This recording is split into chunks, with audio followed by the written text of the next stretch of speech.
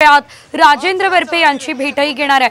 त्यामुळे क्षीरसागर राहत असलेल्या शनिवार पेठेत तणाव निर्माण झालेला आहे। दरम्यान कोणताही अनुचित प्रकार घडू नये यासाठी परिसरात पोलिसांचा फौजफाटा तैनात करण्यात आलेला आहे। आपण बघतोय 3 महिन्यांपूर्वी राजेश क्षीरसागर यांच्या कुटुंबियांनी मारहाण केल्याचा आरोप राजेंद्र वरपे यांनी केलेला आहे। तर आमचे प्रतिनिधी रणजित माजगावकर आपल्यासोबत फोन लाईनवरून जोडले गेलेले आहेत। रणजित, आपण बघतोय या ठिकाणी हा राडा झालेला आहे, पोलीस मध्यस्थी करताय, मात्र ऐकायचं नाव घेतलं जात नाही। नेमकं घडलं काय आणि हा राडा नेमका का झालाय?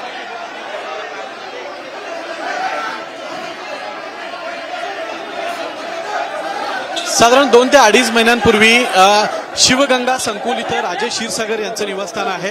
त्यांच्या समोरच राजेंद्र वरपे राहत आहेत आणि त्यांच्या मध्ये अनेक वर्ष वाद सुरू होता। हा वाद विकोपाला गेला। राजेश क्षीरसागर यांच्या कुटुंबियांनी त्यांना मारहाण केल्याची तक्रार त्या ठिकाणी आली होती। सीसीटीव्ही फुटेज व्हायरल झालं होतं।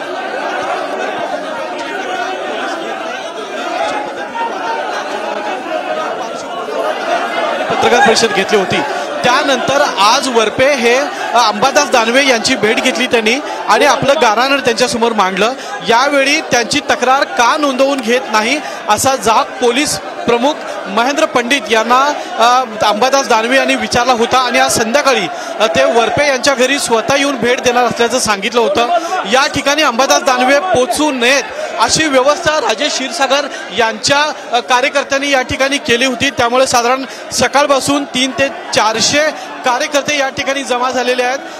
हातात भगवे झेंडे घेऊन, गळ्यात भगवे मफलर घालून जोरदार घोषणाबाजी करत हे सर्व समर्थक या ठिकाणी जमलेले आहेत। काही वेळापूर्वी साम टीव्ही सोबत बोलताना अंबादास दानवे यांनी सांगितलं 200 कार्यकर्ते असू देत किंवा 400 कार्यकर्ते असू देत, मी जाऊन वरपेंची भेट घेणारच असं स्टेटमेंट आपल्याकडे त्यांनी केलं होतं। आताच दानवे या ठिकाणी आलेले आहेत आणि ते आता राजेंद्र वरपे यांच्या घरी भेटण्यासाठी गेलेले आहेत। यावेळी हे सर्व कार्यकर्ते आक्रमक झालेले आहेत। त्यांना शांत करण्यासाठी पोलीस दल सध्या प्रयत्न करत आहेत। कार्यकर्त्यांमध्ये आपापसात सुद्धा काही प्रमाणामध्ये बाचाबाची सुरू आहे।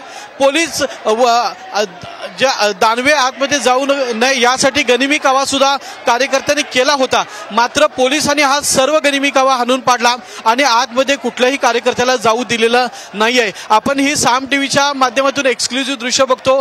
मोठ्या प्रमाणामध्ये हे सर्व कार्यकर्ते आक्रमक झाल्याचं आपल्याला पाहायला मिळतं आणि कुठल्याही परिस्थितीमध्ये आपण या दडपशाहीला तोंड देणार अशी भूमिका या सर्व कार्यकर्त्यांनी घेतलेली आहे। ज्या पद्धतीनं मोठ्या प्रमाणामध्ये या ठिकाणी पोलीस बंदोबस्त तर आहेच, मात्र महिला कार्यकर्ते असतील, पुरुष कार्यकर्ते असतील, हे सर्व कार्यकर्ते या परिसरात जमलेले आहेत आणि अंबादास दानवे यांना प्रखर विरोध करण्यासाठी हे सर्व कार्यकर्ते या ठिकाणी आहेत।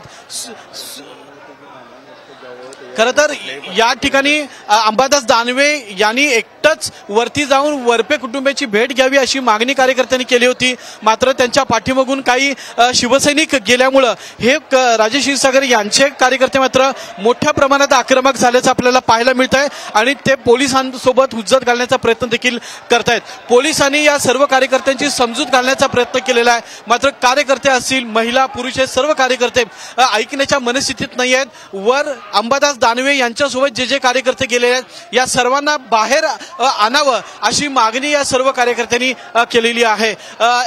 मुख्यमंत्री एकनाथ शिंदे यांच्या शिवसेनेचे कोल्हापूर जिल्हा अध्यक्ष या ठिकाणी सुरुवातीला असल्याचं आपल्याला पाहायला मिळतं। त्यांच्या नेतृत्वाखाली हे आंदोलन चालू आहे। पोलीस त्यांना समजवण्याचा प्रयत्न करतायत, मात्र ते ऐकण्याच्या मनस्थितीत नाहीयेत। आता दानवे खाली आल्यानंतर नेमकं या कार्यकर्त्यांची भूमिका काय असणार आहे? दानवे हे या कार्यकर्त्यांसोबत बोलतील का? असे अनेक प्रश्न या निमित्ताने उभे राहिलेले आहेत। मात्र आपण जो परिसर बघतो हा कोल्हापुरातला शनिवार पेठ परिसर आहे आणि याच परिसरामध्ये ही जी बिल्डिंग आहे शिवगंगा संकुल, या ठिकाणी आमदार राजेश नियोजन महामंडळाचे अध्यक्ष राजेश क्षीरसागर हे राहत आहेत आणि त्यांच्या अगदी समोर वरपे कुटुंबीय राहत आहेत आणि वरपे कुटुंबियांच्या घरी सध्या अंबादास दानवे गेल्याचं आपल्याला पाहायला मिळतं।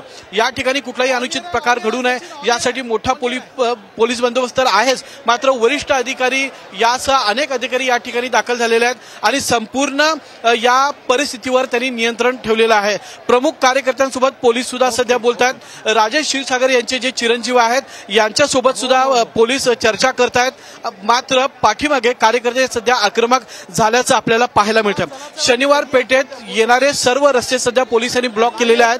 कुठल्याही पद्धतीने इथला अनुचित प्रकार घडू नये असं पूर्ण नियोजन पोलिसांनी केलेलं आहे. सध्या वरिष्ठ पोलीस अधिकारी पुन्हा कार्यकर्त्यांसोबत बोलण्यासाठी जात आहेत. आपण बघू शकतो या ठिकाणी वरिष्ठ 3 पोलीस अधिकारी सध्या कार्यकर्त्यांसोबत बातचीत करण्याचा प्रयत्न करतायत, शांत राहण्याचं त्यांना आवाहन करतायत. सध्या आपल्याला दिसून येईल की हातामध्ये भगवे झेंडे घेऊन हे कार्यकर्ते या ठिकाणी जमलेले आहेत आणि कुठल्याही परिस्थितीमध्ये अन्याय होऊ देणार नाही अशी त्यांची भूमिका आहे. एकतर्फी कुठलाही निकाल होऊ नये, एकतर्फी कुठली गोष्ट ऐकता कामा नये अशी त्यांची भूमिका घेतलेली आहे. आता अंबादास दानवे यांनी वरपे यांच्यासोबत चर्चा केलेली आहे.